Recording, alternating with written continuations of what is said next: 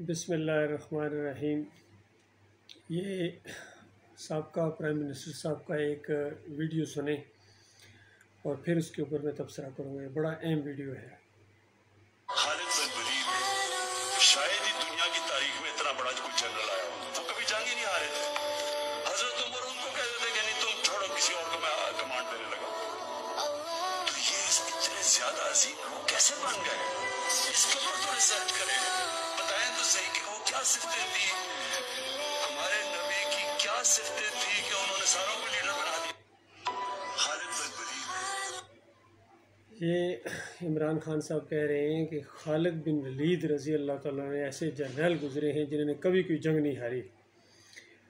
Research करें कि आखिर उनमें क्या सिफतें थीं, ख़ासकर नबी सल्लल्लाहु अलैहि वसल्लम ने उनके अंदर क्या चीज़ पैदा की थी जिसकी वजह से वो दुनिया के अजीम लीडर बन गए। जो भी उनका साथी बनता था वो लीडर बन जाता था। रिसर्च करें।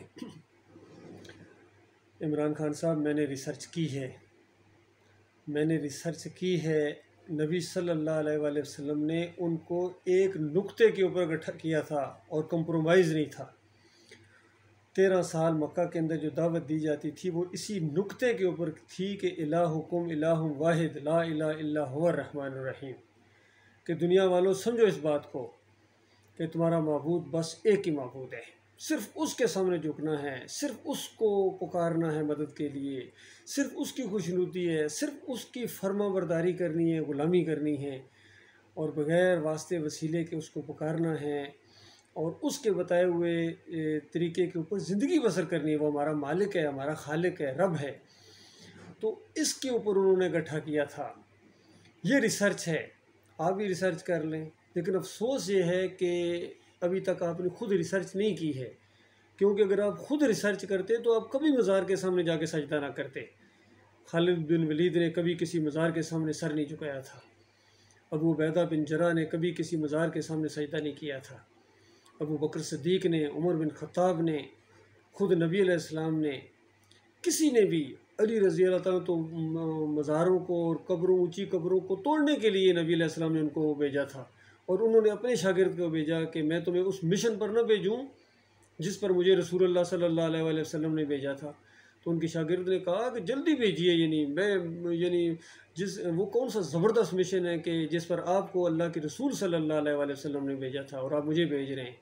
तो उन्होंने कहा कि नबी अलैहिस्सलाम ने मुझे कहा था कि अली जाओ और इस्लामी मुमलकत के अंदर जिस कब्र ने सर उठाया उसका नीचे करो, और जो कोई बुत नज़र आए इसको तोड़ दो, और जो तस्वीर नज़र आए इसको फाड़ दो। ये वो चीज़ थी जिसने दुनिया का लीडर उनको बनाया था, इमाम उनको बनाया था। मगर अफसोस, बहुत अफसोस की बात है कि आपको खुद ला इलाहा इल्लल्लाह का मतलब नहीं आता है। आप इस पर ज़ोर ज़रूर देते हैं, बस आंखें बंद करके ज़ोर देते हैं इसके ऊपर। और अगर कोई समझाए भी, थोड़ा सा एहसास भी दिलाए, जिस तरह किसी एंकर ने एक दफ़ा आपसे पूछा था कि आपने सजदा क्यों किया, तो आपने आगे से क्या जवाब दिया था कि नहीं, ये वो शिरक नहीं है, मुसलमान तो शिरक कर ही नहीं सकता है। ये वो मोहब्बत, वो फरीदुद्दीन गंज शकर को मैंने पढ़ा है और मैंने देखा है कि उनके साथ जो मोहब्बत और अकीदत की वजह से वो खुद जाके आपका सर चौखट के ऊपर जाके गिर गए थे। पहली बात तो ये है कि ये मोहब्बत के अंदर सजदा करना ही शिरक है, इसी को शिरक कहते हैं। बाकी आप ना माने, कभी दुनिया में किसी मुशरिक ने नहीं माना है। आप नहीं मानेंगे तो क्या शिरक नहीं रहेगा। दूसरी बात यह है कि आपने फरीदुद्दीन गंज शकर को नहीं पढ़ा है, सही नहीं पढ़ा है, और दूसरे सूफियों को भी नहीं पढ़ा है। अगर पढ़ा है तो अकीदत के साथ पढ़ा है। इन सूफियों की कोई ऐसा सूफी नहीं गुजरा है जिसके ये अकीदे ना हों। मज़ारों के सामने झुकना, वास्ते वसीले का शिरक और अल्लाह के साथ दूसरों को पुकारना, ये सारे शिरक इन सूफियों के अंदर रहे हैं। बाकी दूसरी सही चीज़ें भी रही हैं, कुछ वो भी बयान करते रहे, लेकिन शिरक भी साथ साथ करते रहे। जिस तरह अल्लाह ताला फरमाता है वमा युमिनु अक्सरुहुम बिल्लाह इल्ला वहुम मुशरिकून, अक्सरियत इस तरह ईमान लाती है कि साथ साथ शिरक भी करते हैं। तो आपके अंदर ये शिरक है। हमारे दूसरे भी जितने हैं, चाहे नवाज शरीफ साहब हों, शहबाज शरीफ हों, फजलुर रहमान हो, सबके अकीदे शिरक हैं। और आप जिसको दुआ के लिए लाए हैं सैंपल के तौर पर, ये तो शिरक की चोटियों के ऊपर है ये तारिक जमील। तो शिरक अल्लाह को गाली देने के बाद आप अल्लाह से दुआएं कराएंगे तो अल्लाह ताला आपकी दुआएं सुनेगा, अल्लाह की मदद आपके साथ होगी।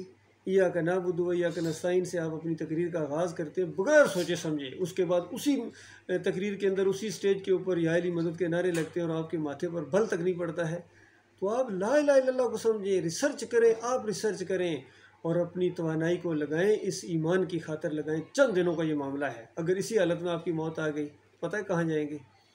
हमेशा हमेशा की आग के अंदर उतर जाएंगे।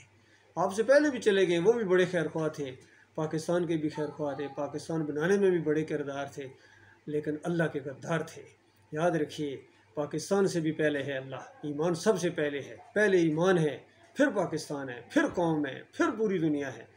अगर आप ही जन्नत में नहीं जा सके, आपके ईमान के अंदर शिरक हो, तो बताओ आपकी इंसानियत के साथ खैर ख्वाही।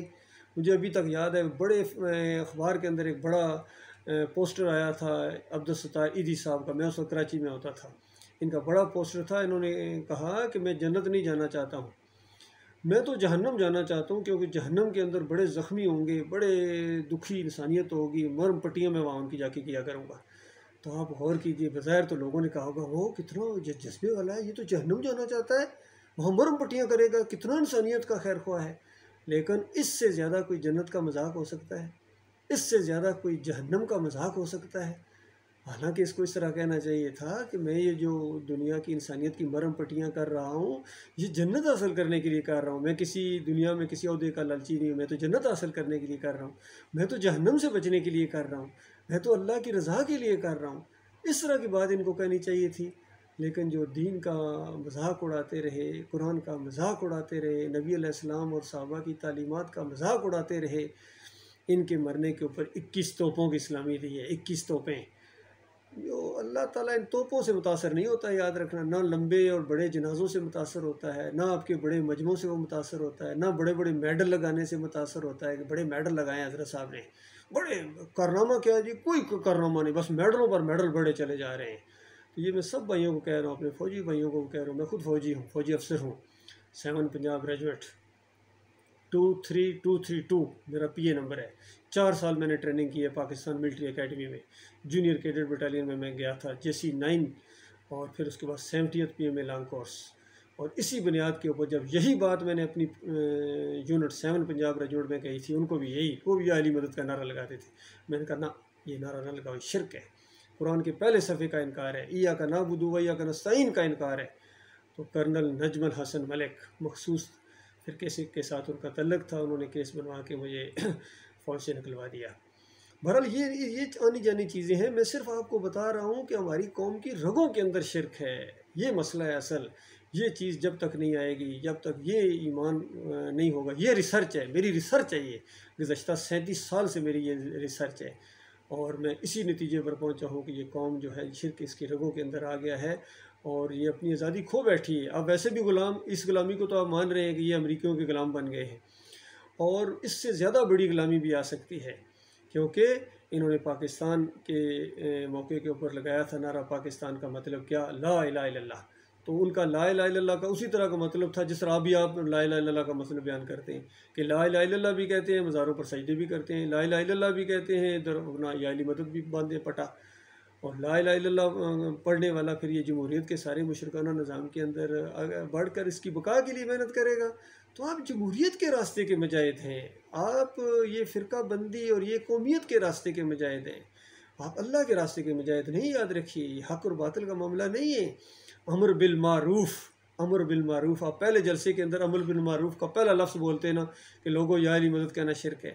इलाहुकुम इलाहुन वाहिद ला इलाहा इल्ला हुवर रहमानुर रहीम, कि तुम्हारा माबूद बस एक ही माबूद है, उसके अलावा किसी और के सामने ना झुको, बाज़ार के सामने ना झुको, मूर्ति के सामने ना झुको, अमेरिका के सामने भी ना झुको, चाइना के सामने ना झुको, और किसी को रुकू और सजदा ना करो।